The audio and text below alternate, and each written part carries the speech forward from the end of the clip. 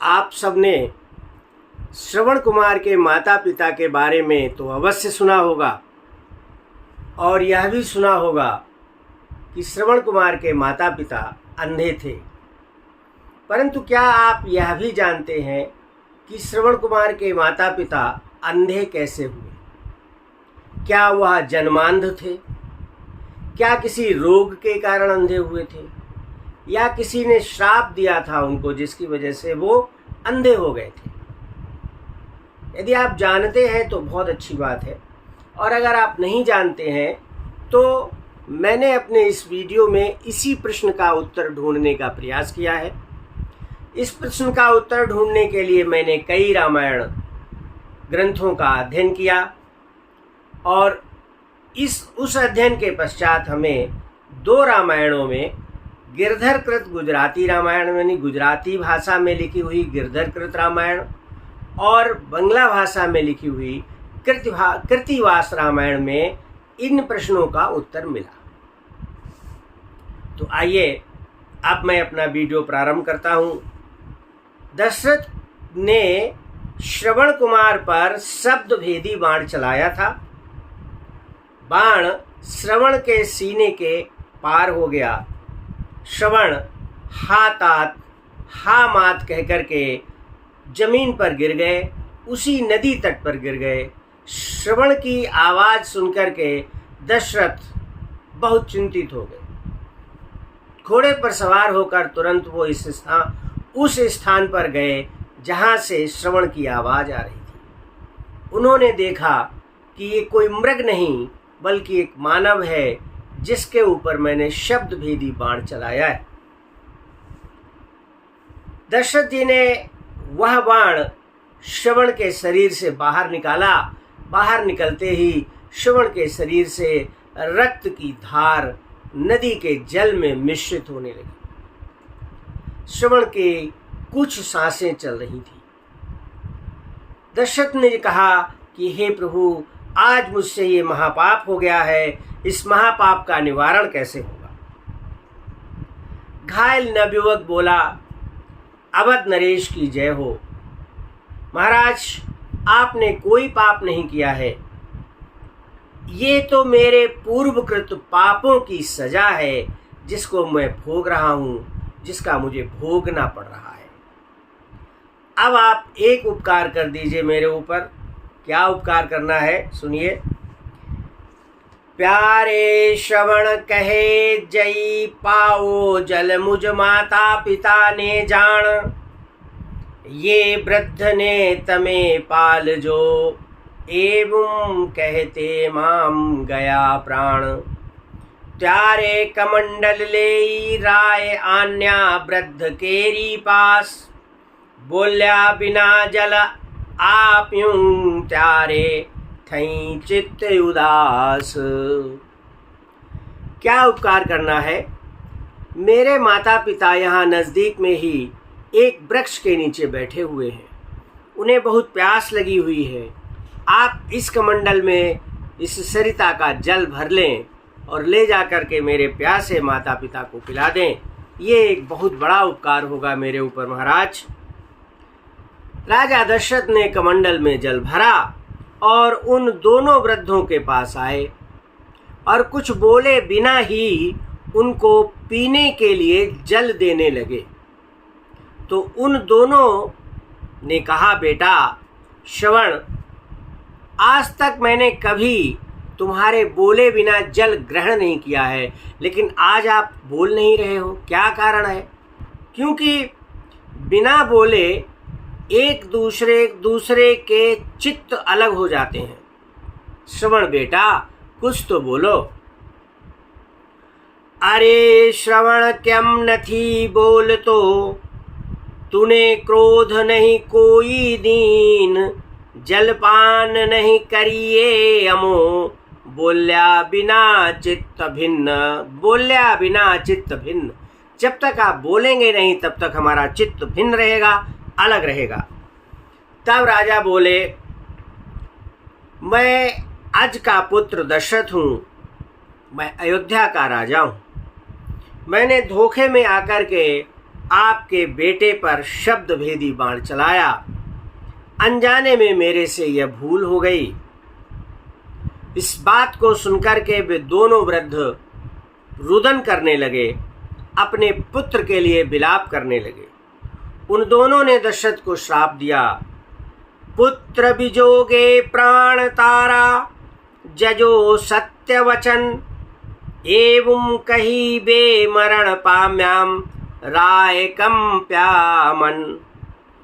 पुत्र शोके मरिव आमरा दुई प्राणी, पुत्र शोके ये यंत्रणा जानिवे आपनी। उन दोनों ने श्राप दिया कि हे महाराज दशरथ, आज जिस तरह मैं अपने पुत्र के वियोग में तड़प तड़प कर मर रहा हूँ, एक दिन तुम भी अपने पुत्र के वियोग में इसी तरह तड़प तड़प कर मरोगे। जब दशरथ की मृत्यु आई तब दशरथ को उस अंधे मुनि का श्राप याद आ गया और वो कौशल्या जी से कहते हैं, तापस अंध साप सुधियाई, कौशल्य सब कथा सुनाई। श्रवण के माता पिता ने राजा दशरथ को श्राप दिया, लेकिन श्रवण के माता पिता ने जब मनन किया, अब चिंतन किया, तो उन्होंने देखा कि इसके तो कोई पुत्र ही नहीं है, फिर ये पुत्र वियोग में कैसे मरेगा।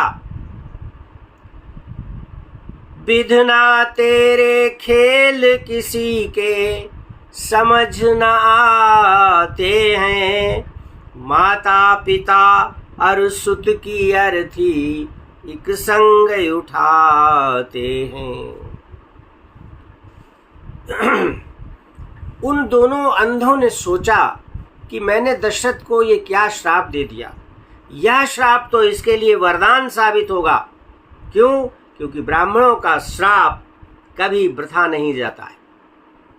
अंधक कहता है कि हे दशरथ, तेरे एक नहीं चार चार पुत्र उत्पन्न होंगे, कृपा सिंधु भगवान स्वयं तेरे यहाँ जन्म लेंगे।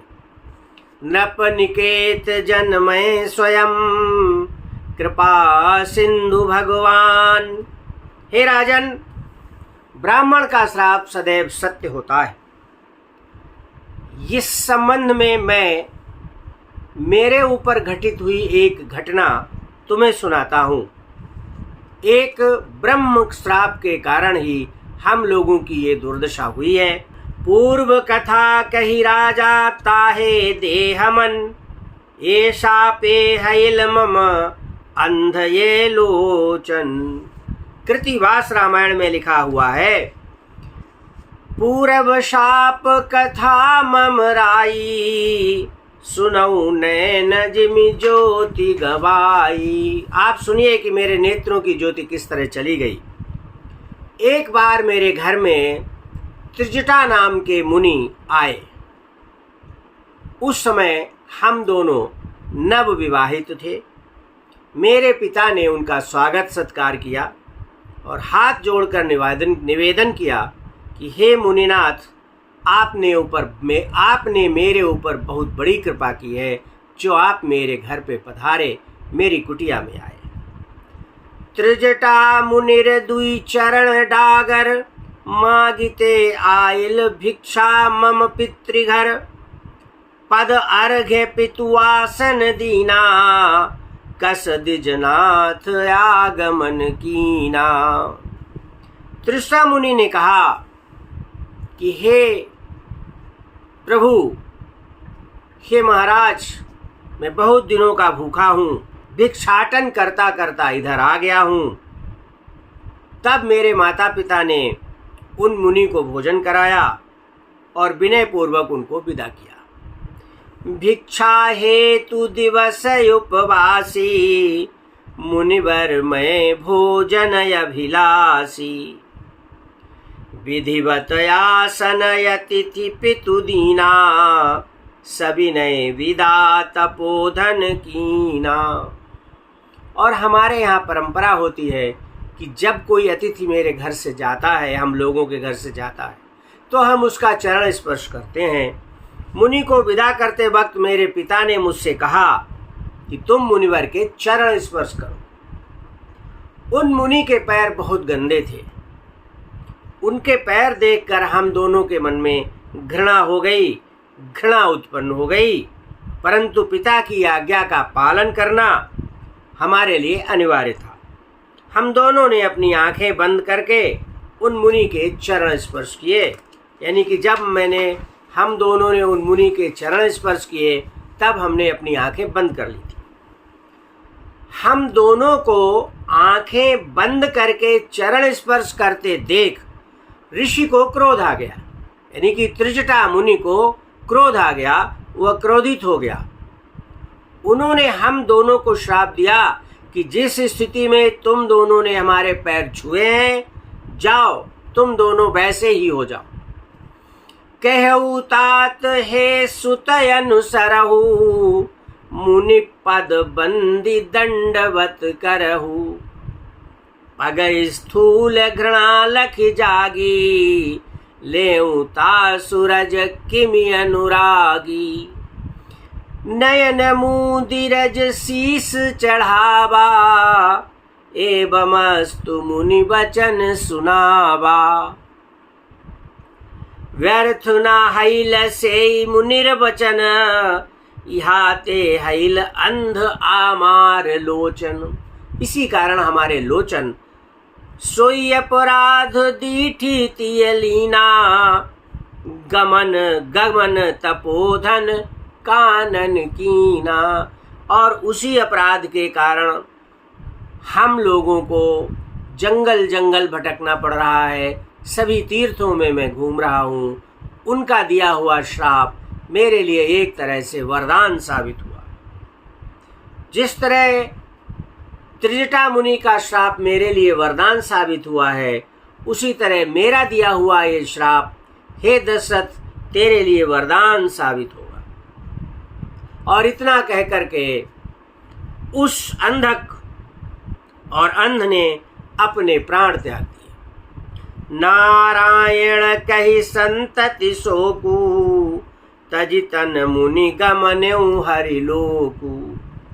जीवन दुसाहसती पतिहीना, अंध की अंध अनुगमन कीना। और उसी समय उन अंध की यानी कि श्रवण कुमार की माता और अंध यानी श्रवण कुमार के पिता ने अपना शरीर त्याग दिया। दशरथ जी ने उन तीनों के लिए चिता बनाई। पिता, पुत्र और माता तीनों के लिए चिता बनाई। माता और पिता के बीच में सिंधु को लिटाया। कृतिवास रामायण में श्रवण कुमार का नाम सिंधु दिया हुआ है। और उन तीनों का अंतिम संस्कार महाराज दशरथ ने अपने हाथों से किया।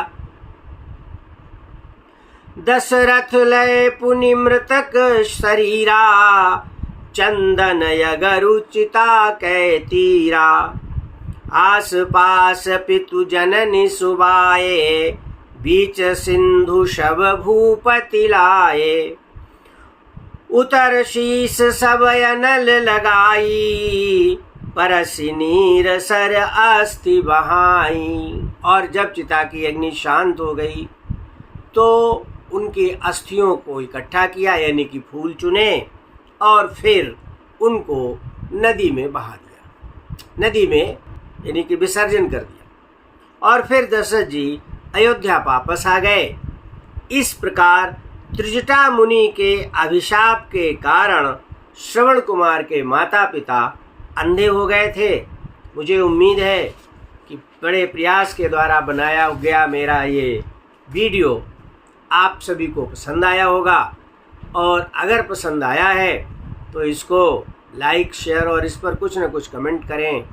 और एक बात और है, मेरे YouTube चैनल भक्ति भास्करम को सब्सक्राइब करें, जिससे इसी तरह के ज्ञानवर्धक वीडियो, भक्ति संपन्न वीडियो, धर्म के वीडियो आपके पास पहुंचते रहें।